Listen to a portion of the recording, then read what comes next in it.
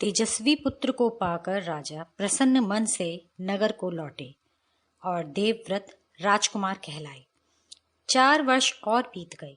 एक दिन राजा शांतनु यमुना तट की ओर घूमने गए तो वहां पर अप्सरा से सुंदर एक युवती दिखाई दी। युवती का नाम सत्यवती था। गंगा के वियोग के कारण राजा के मन में जो उदासी छाई हुई थी, जो वियोग था, वह उस युवती को देखते ही विलीन हो गया। उस सुंदरी को अपनी पत्नी बनाने की इच्छा उनके मन में बलवती हो उठी और उन्होंने सत्यवती से प्रेम याचना की। सत्यवती बोली, मेरे पिता मल्लाहों के सरदार हैं, पहले उनकी अनुमति ले लीजिए, फिर मैं आपकी पत्नी बनने को तैयार हूं। राजा शांतनु ने जब अपनी इच्छा उन पर प्रकट की तो केवट राज ने कहा, आपको मुझे एक वचन देना होगा। राजा ने कहा, जो मांगोगे दूंगा, यदि वह मेरे लिए अनुचित न हो। केवट राज बोले, आपके बाद हस्तिनापुर के राज सिंहासन पर मेरी लड़की का पुत्र बैठेगा। इस बात का आप मुझे वचन दे सकते हैं? केवट राज की शर्त राजा शांतनु को अच्छी न लगी। गंगा पुत्र को छोड़कर किसी अन्य को राजगद्दी पर बैठाने की कल्पना तक उनसे न हो सके। निराश और बेचैन मन से वह नगर की ओर लौट आए। किसी से कुछ कह भी न सके, पर चिंता उनके मन को कीड़े की तरह कुतर कुतर कर खाने लगी। देवव्रत ने देखा कि उसके पिता के मन में कोई न कोई दुख समाया हुआ है। एक दिन उसने शांतनु से पूछा, पिताजी, संसार का कोई भी सुख ऐसा नहीं है जो आपको प्राप्त न हो, फिर भी इधर कुछ दिनों से आप बहुत दुखी दिखाई दे रहे हैं। आपको किस बात की चिंता है? शांतनु ने कहा, बेटा, सचमुच मैं चिंतित हूँ। हमारे इस महान कुल में एकमात्र तुम ही वंशधर हो, सो सर्वदा सशस्त्र रहकर वीरता के कार्य में तत्पर रहते हो। इस संसार में निरंतर ही लोग मरते मिटते रहते हैं। यह देखकर मैं बहुत ही चिंतित रहता हूँ। भगवान ना करे ऐसा हो, परंतु यदि तुम पर कोई विपत्ति आए तो हमारे वंश का ही नाश हो जाएगा। अवश्य ही अकेले तुम सैकड़ों पुत्रों से श्रेष्ठ हो और मैं व्यर्थ में बहुत से विवाह भी नहीं करना चाहता। फिर भी वंश परंपरा की रक्षा के लिए तो चिंता है ही। गंगानंदन देवव्रत ने अपनी अलौकिक विद्या से सब कुछ सोच विचार लिया और मंत्री से पूछकर ठीक ठीक कारण और निषाद राज की शर्त भी जान ली। उन्होंने राजा के सारथी से पूछताछ करके उस दिन केवट राज से यमुना नदी के किनारे जो कुछ बातें हुई थी उनका पता लगा लिया। पिताजी के मन की व्यथा जानकर देवव्रत सीधे केवट राज के पास गए और उनसे कहा कि वह अपनी पुत्री सत्यवती का विवाह महाराज शांतनु से कर दें। केवट राज ने वही शर्त दोहराई जो उन्होंने शांतनु के सामने रखे थे। देवव्रत ने कहा, यदि तुम्हारी आपत्ति का कारण यही है तो मैं वचन देता हूँ कि मैं राज्य का लोभ नहीं करूंगा। सत्यवती का पुत्र ही मेरे पिता के बाद राजा बनेगा। केवट राज इससे संतुष्ट न हुए। उन्होंने और दूर की सोची। बोले, आर्य पुत्र, इस बात का मुझे भरोसा है कि आप अपने वचन पर अटल रहेंगे, किंतु आपकी संतान से मैं वैसी आशा कैसे रख सकता हूँ? आप जैसे वीर का पुत्र भी तो वीर ही होगा। बहुत संभव है कि वह मेरे नाती से राज्य छीनने का प्रयत्न करे। इसके लिए आपके पास क्या उत्तर है? केवट राज के इस प्रश्न की उन्हें आशा न थी। देवव्रत इससे जरा भी विचलित न हुए। गंभीर स्वर में उन्होंने यह कहा, मैं जीवन भर विवाह नहीं करूंगा, आजन्म ब्रह्मचारी रहूंगा, मेरे संतान ही ना होगी। अब तो तुम संतुष्ट हो? देवव्रत ऐसी कठोर प्रतिज्ञा करेंगे, इसलिए उस दिन से उनका नाम ही भीष्म पड़ गया।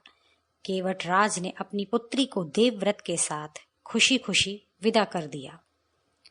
सत्यवती से शांतनु के 2 पुत्र हुए, चित्रांगद और विचित्रवीर्य। सत्यवती के पुत्र चित्रांगद बड़े ही वीर परंतु स्वेच्छाचारी थे। एक बार किसी गंधर्व के साथ युद्ध हुआ, उसमें वह मारे गए। उनके कोई पुत्र न था, इसलिए उनके छोटे भाई विचित्रवीर्य हस्तिनापुर की राजगद्दी पर बैठे। विचित्रवीर्य की आयु उस समय बहुत छोटी थी, इस कारण उनके बालिग होने तक राजकाज भीष्म को ही संभालना पड़ा। जब विचित्रवीर्य विवाह के योग्य हुए तो भीष्म को उनके विवाह की चिंता हुई। उन्हें खबर लगी कि काशीराज की कन्याओं का स्वयंवर होने वाला है। यह जानकर भीष्म बड़े खुश हुए और स्वयंवर में सम्मिलित होने के लिए काशी रवाना हो गए। देश विदेश के अनेक राजकुमार उस स्वयंवर में भाग लेने के लिए आए हुए थे। राजपुत्रियों को पाने के लिए आपस में बड़ी स्पर्धा थी। भीष्म की प्रतिज्ञा और उनके महान त्याग को सभी क्षत्रिय जानते थे, इसलिए जब स्वयंवर मंडप में भीष्म प्रविष्ट हुए तो राजकुमारों ने सोचा कि वह सिर्फ स्वयंवर देखने के लिए आए होंगे, परंतु जब स्वयंवर में सम्मिलित होने वालों में भीष्म ने भी अपना नाम दिया तो अन्य कुमारों को निराश होना पड़ा। उनको क्या पता था कि दृढ़व्रती भीष्म अपने लिए नहीं वरन अपने भाई के लिए स्वयंवर में सम्मिलित हुए हैं। सभा में खलबली मच गई। चारों ओर से भीष्म पर फप्तियां कसी जाने लगी। माना कि भारतवंशी भीष्म बड़े बुद्धिमान और विद्वान हैं। स्वयंवर से इन्हें क्या मतलब? इनके प्रण का क्या हुआ? जीवन भर ब्रह्मचारी रहने की इन्होंने जो प्रतिज्ञा की थी, क्या वह झूठी थी? इस भांति सब राजकुमारों ने भीष्म की हंसी उड़ाई। यहाँ तक कि काशीराज की कन्याओं ने भी भीष्म की तरफ से दृष्टि फेर ली और उनकी अवहेलना सी करके आगे की ओर चल दी। भीष्म इस अवहेलना को सह न सके। उन्होंने सभी राजकुमारों को हराकर तीनों राजकन्याओं को बलपूर्वक रथ पर बैठा लिया और हस्तिनापुर की ओर चल दिए। सोब देश का राजा शाल्व बड़ा वीर था। काशीराज की सबसे बड़ी कन्या अम्बा उस पर मोहित थी और उसको मन ही मन अपना पति मान चुकी थी। शाल्व ने भीष्म के रथ का पीछा किया और उसको रोकने का प्रयत्न किया। इस पर भीष्म और शाल्व के बीच घोर युद्ध छिड़ गया। भीष्म ने उसे हरा दिया, किंतु काशीराज की कन्याओं की प्रार्थना पर उसे जीवित ही छोड़ दिया। भीष्म काशीराज की कन्याओं को लेकर हस्तिनापुर पहुंचे। विचित्रवीर्य के विवाह की सारी तैयारियां हो जाने के बाद जब कन्याओं को विवाह मंडप में ले जाने का समय आया तो काशीराज की बड़ी बेटी अम्बा एकांत में भीष्म से बोली, हे गंगा पुत्र, मैंने अपने मन में सोब देश के राजा शाल्व को अपना पति मान लिया था। इस बीच आप मुझे बलपूर्वक यहाँ ले आए। मेरे मन की बात जानने के बाद आप मेरे बारे में अब जो उचित समझें करें। भीष्म को अम्बा की बात जची। उन्होंने अम्बा को उसकी इच्छा अनुसार उचित प्रबंध के साथ शाल्व के पास भेज दिया और अम्बा की दोनों बहनों अंबिका और अंबालिका का विचित्रवीर्य के साथ विवाह करा दिया। अम्बा अपने चुने हुए वर शोभराज शाल्व के पास गई और सारा किस्सा कह सुनाया। उसने कहा, राजन, मैं आपको ही अपना पति मान चुकी हूँ और मेरी प्रार्थना से ही भीष्म ने मुझे आपके पास भेजा है। आप मुझे अपनी पत्नी स्वीकार करें। पर शाल्व न माना। उसने अम्बा से कहा, सारे राजकुमारों के सामने भीष्म ने मुझे युद्ध में पराजित किया और तुम्हें बलपूर्वक हरण करके ले गए। इतने बड़े अपमान के बाद मैं तुम्हें कैसे स्वीकार कर सकता हूँ? तुम्हारे लिए अब उचित यही है कि तुम भीष्म के पास जाओ और उनकी सलाह के मुताबिक ही काम करो। बेचारी अम्बा हस्तिनापुर लौट आई और भीष्म को सारा हाल कह सुनाया। उन्होंने विचित्रवीर्य से कहा, वत्स, राजा शाल्व अम्बा को स्वीकार नहीं करता। इससे ज्ञात होता है कि उसकी इच्छा अम्बा को पत्नी बनाने की न थी। अब उसके साथ तुम्हारा ब्याह करने में कोई आपत्ति नहीं रही है। पर विचित्रवीर्य अम्बा के साथ ब्याह करने को राजी ना हुए। बेचारी अम्बा न इधर की रही न उधर की। कोई और रास्ता न देख वह भीष्म से बोली, हे गंगा पुत्र, मैं तो दोनों ओर से ही गई। मेरा कोई भी सहारा ना रहा। आप ही मुझे हर लाए थे, अतः अब आपका यह कर्तव्य है कि आप मेरे साथ ब्याह कर लें।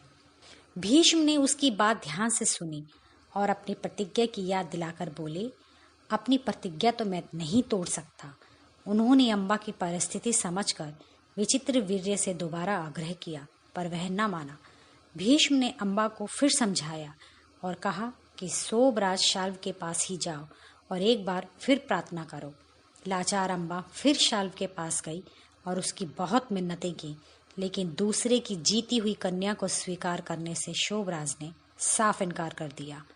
अम्बा इस प्रकार 6 साल तक हस्तिनापुर और सौग देश के बीच ठोकरें खाते फिरे। उसने अपने सारे दुख का कारण भीष्म को ही समझा। उन पर उसे बहुत क्रोध आया और वह बदले की आग में जलने लगी। भीष्म से बदला लेने की इच्छा से वह कई राजाओं के पास गई और उनको अपना दुखड़ा सुनाया। भीष्म से युद्ध करके उनका वध करने की उसने राजाओं से प्रार्थना की, पर राजा लोग तो भीष्म के नाम से ही डरते थे। किसी में इतना साहस ना हुआ कि भीष्म से युद्ध करे। क्षत्रियों से एकदम निराश होकर अम्बा ने तपस्वी ब्राह्मणों की शरण ली। तपस्वियों ने कहा, बेटी तुम परशुराम के पास जाओ, वो तुम्हारी इच्छा अवश्य पूरी करेंगे। तब ऋषियों की सलाह पर अम्बा परशुराम के पास गई। अम्बा की करुण कहानी सुनकर परशुराम का हृदय पिघल गया। उन्होंने भरे स्वर में कहा, काशी राजकन्या तुम मुझसे क्या चाहती हो? अम्बा ने कहा, ब्राह्मण वीर, मेरी प्रार्थना केवल यही है कि आप भीष्म से युद्ध करें। मैं आपसे भीष्म के वध की भीख मांगती हूँ। परशुराम को अम्बा की प्रार्थना माननी पड़ी। वह भीष्म के पास गए और उन्हें युद्ध के लिए ललकारा। दोनों कुशल योद्धा थे और धनुष विद्या के जानकार भी थे। दोनों ब्रह्मचारी भी थे। समान योद्धाओं की टक्कर थी। कई दिनों तक युद्ध होता रहा, फिर भी हार जीत का निश्चय न हो सका। अंत में परशुराम ने हार मान ली और उन्होंने अम्बा से कहा, जो कुछ मेरे वश में था मैं कर चुका। अब तुम्हारे लिए यही उचित है कि तुम भीष्म ही की शरण लो। पर अम्बा ऐसी बातों से कब विचलित होने वाली थी। उसने वन में जाकर फिर तपस्या शुरू की और तपोबल से स्त्री रूप छोड़कर पुरुष बन गई और उसने अपना नाम शिखंडी रख लिया। अगर आपको अच्छा लगे तो प्लीज़ मेरे चैनल को लाइक कीजिए, सब्सक्राइब कीजिए और शेयर कीजिए।